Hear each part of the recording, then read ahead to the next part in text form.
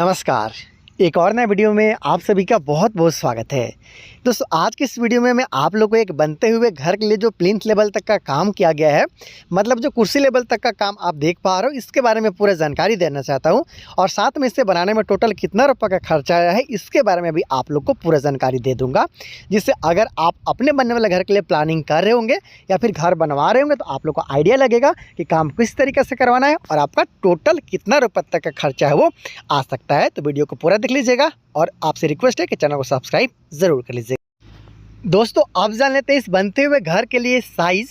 तो इस घर को 40 फीट बाई 24 फीट, ये जो 24 फीट आप देख पा रहे हो ये इस घर के लिए फ्रंट व्यू है, और वो जो 40 फीट आप देख पा रहे हो साइड की तरफ वो इस घर के लिए साइड व्यू रखा गया है। मतलब 960 स्क्वायर फीट में इस घर को बनाया जा रहा है। दोस्तों इस वीडियो में आप जानने वाले हो कि इस घर का प्लिंथ लेवल तक का काम कराने में कितना रुपये का खर्चा आया है, इसलिए आपको इस घर का जो कॉलम का काम किया गया है इसके बारे में भी जानना बहुत ज़रूरी है। तो यहाँ पे जो आप कॉलम का काम किया हुआ देख पा रहे हो, अगर टोटल नंबर ऑफ कॉलम का बात कर लिया जाए तो इस लाइन में आपको टोटल 4 कॉलम देखने को मिलता है, इजीली देख सकते हो। बीच में आपको 4 कॉलम देखने को मिलता है, उसके साथ साथ फिर साइड की तरफ आपको 4 कॉलम देखने को मिल जाता है। मतलब टोटल नंबर ऑफ कॉलम का बात कर ली जाए तो 12 कॉलम के साथ में इस घर को बनाया जा रहा है। 960 स्क्वायर फीट में इस घर को बनाया जा रहा है, जहाँ पे 3 बेडरूम के अलावा हॉल, किचन, बाथरूम के साथ सीढ़ी और एक छोटा सा पूजा रूम भी आपको देखने को आने वाले दिन में मिलने वाला है। एक कॉलम का साइज़ है उसको मैं आप लोग को बता देता हूँ। प्रत्येक कॉलम का साइज़ इसी प्रकार से रखा गया है। ये जो कॉलम का साइज़ है 10 इंची बाई 10 इंची का साइज़ में रखा जा रहा है। और इसमें लगा हुआ जो सरिया है ये आप देख पा रहे हो कि 12 mm का 4-4 सरिया के साथ में प्रत्येक जो कॉलम है उसका काम किया गया है। और 8 mm का यहाँ पे जो रिंग है इसका इस्तेमाल भी यहाँ पे किया गया है। आसानी के साथ आप देख पा रहे हो, ये देख सकते हो स्टीरअप है, इससे कुछ लोग आम भाषा में तो रिंग ही बोलते हैं, कुछ लोग इसे टाई भी बोलते हैं। तो इस तरीक़ा से ये रिंग का काम है वो किया गया है। लगभग 6.5 इंच की दूरी पे इसे बांधा गया है। अच्छा होता कि 6 इंच की दूरी पे इसे बांधा जाता। तो इस तरीक़ा से जो कॉलम आपने देखा 10 इंची बाई 10 इंची का कॉलम है, 12 mm के 4 सरिया के साथ में घर का प्रत्येक कॉलम का इसी तरीक़ा से और इसी साइज़ में काम है वो किया गया है। दोस्तों कॉलम के साइज़ और इसके साथ साथ संख्या जानने के बाद में हम लोग कॉलम और बीम के बारे में भी जानेंगे। जैसा कि यहाँ पे जो आप बीम इस घर के लिए देख पा रहे हो, जो भी इस घर के लिए प्लेन बीम का काम किया गया है वो पूरा बीम का साइज़ है वो सेम है। यहाँ पे जो देख पा रहे हो जहाँ पे अंदर में 5 इंची का दीवार का काम किया जाएगा या फिर बाहर में 10 इंची के साथ में दीवार का काम किया जाएगा, प्रत्येक बीम का साइज़ है वो सेम रखा गया है। बहुत ही आसानी के साथ आप यहाँ पे देख पा रहे हो। मैं एक जगह पे चल के आपको इस बीम का साइज़ है इसके बारे में बताना चाहता हूँ, जिससे आप लोग को अपने बनने वाले घर के लिए आइडिया है वो लग जाएगा। तो यहाँ पे जो आप बीम देख पा रहे हो ये जो बीम है इस घर के लिए जो प्लेन बीम है, अगर इसके बारे में जान लेते हैं, इसमें लगा हुआ सरिया के बारे में जान लेते हैं, तो इसमें 12 mm का 4-4 सरिया के साथ में इसे बनाया गया है। और इसका अगर टॉप का बात कर लिया जाए, ये जो टॉप आप देख पा रहे हो साइज़ का तो 10 इंची का रखा गया है। ये जो टॉप आप देख पा रहे हो जहाँ पे ब्रिकवर्क किया जाएगा ये 10 इंची के साथ में रखा गया है। और जो डेप्थ है वो 11 इंची के आसपास में रखा गया। कॉलम और बीम का जो साइज़ है इसमें अगर अंतर का बात किया जाए तो जो बीम का साइज़ है इसके डेप्थ में 1 इंची का यहाँ पे बढ़ोतरी किया गया। हालांकि जो ऊपर वाला हिस्सा है जो टॉप है वो 10 इंची के साथ में ही रखा गया है। कॉलम 10 इंची बाई 10 इंची का ही रखा गया था। दोनों में 12 mm का 4-4 सरिया का इस्तेमाल किया गया है और 8 mm का रिंग के साथ में घर का कॉलम और बीम को बनाया जा रहा है। इसे मैक्सिमम आप एक तला तक ही ले जा सकते हो, क्योंकि सिर्फ 10 इंची बाई 10 इंची का कॉलम है और सिर्फ 12 mm का सरिया का इस्तेमाल करते हुए इसका काम को किया जा रहा है। दोस्तों जान लेंगे कि आखिर इस घर को बनाने में अब तक टोटल कितना रुपये का खर्चा आया है, लेकिन ऊंचाई के बारे में भी देखेंगे कि ऊंचाई क्या है। ऊंचाई ज़्यादा अगर रख दे तो आपका खर्चा है वो बढ़ जाता है। हालांकि यहाँ पे कम ऊंचाई रखा गया है।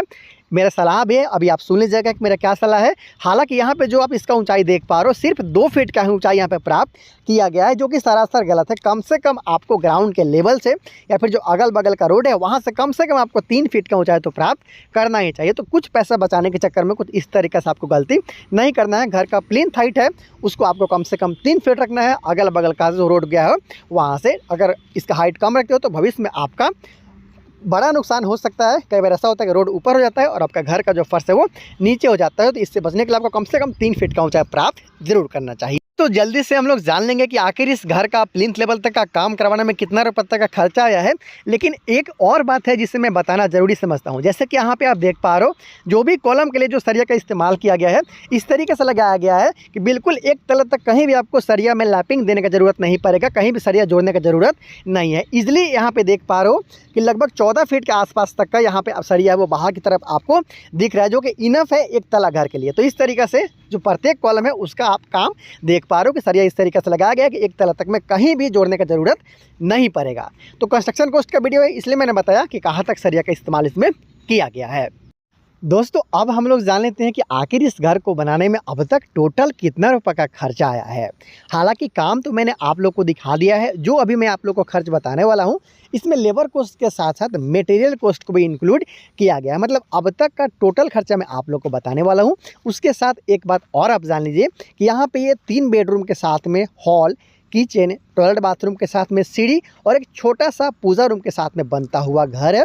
24 फीट बाई 40 फीट मतलब 960 स्क्वायर फीट में यहाँ पे बनाया गया है। कॉलम और बीम का यहाँ पे बहुत ज़्यादा हेवी काम नहीं किया गया है। यहाँ पे सिर्फ 12 mm का सरिया के साथ में ही काम किया गया है। इस घर को सिर्फ एक तल तक ही आने वाला दिन में ले जाया जा सकेगा। अगर इसी में सिर्फ कॉलम में 16 mm का 4 सरिया का इस्तेमाल कर लिया जाता तो ईजिली इस घर का काम को करवा सकते थे आप 2 तला तक, लेकिन यहाँ पे सिर्फ 12 mm का सरिया है, इसलिए आप एक ही तला तक ले जा सकते हो। हालांकि बहुत सारे लोग 12 mm का सरिया में भी 2 तला तक ले जाते हैं, लेकिन वो दोस्तों उतना ज़्यादा सेफ नहीं है।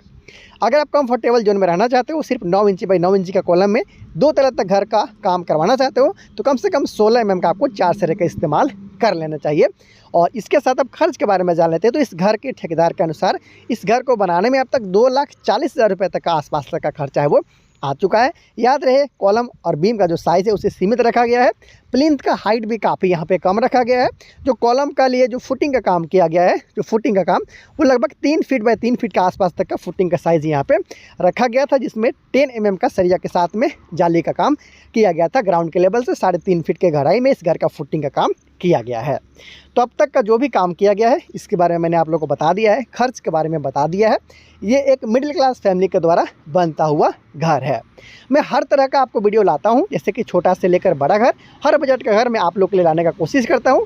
और ये कोशिश करता हूं कि ज़्यादा से ज़्यादा लोगों तक अपने पहुंच बनाया जा सके, ज़्यादा से ज़्यादा लोगों का हेल्प है वो किया जा सके। आपको मेरा वीडियो पसंद आता है, हाउस के ब्लॉग का जो कंटेंट है वो आपको पसंद आ रहा है, तो प्लीज़ वीडियो को लाइक करने के साथ साथ आप चैनल को सब्सक्राइब ज़रूर कर लीजिएगा। यहाँ पे डेली बेसिस पे आपको घर बनाने से संबंधित वीडियो पिछले कई महीनों से मिलता आ रहा है और आने वाला दिन में भी मिलता रहेगा। आपसे खास गुजारिश भी है कि अगर आपका कोई हित संबंधी या फिर जो दोस्त हो जो घर बनाने का प्लानिंग कर रहे हो, परेशान है, उनको पता नहीं चल रहा कि किस तरीके से घर का काम करवाना है और कितना तक का खर्चा आ सकता है, तो आप इस वीडियो को उन तक पहुँचा दीजिए। मैं हर तरह का हर साइज़ का घर बनाने का कोशिश करूंगा, दिखाने का आप लोग को कोशिश करूंगा कि ज़्यादा से ज़्यादा वीडियो लाऊं ताकि आप लोग को बहुत ज़्यादा हेल्प कर सकूं। दिन में जब इस घर का काम आगे बढ़ाया जाएगा तो स्टेप बाय वीडियो लाऊंगा, जिससे आप लोग के लिए समझना और भी ज़्यादा आसान हो जाएगा। तो आगे का वीडियो देखने के लिए आप चैनल को सब्सक्राइब ज़रूर कर लीजिए। बहुत जल्दी मिलते हैं किसी और वीडियो में, तब तक दीजिए इजाज़त। नमस्कार।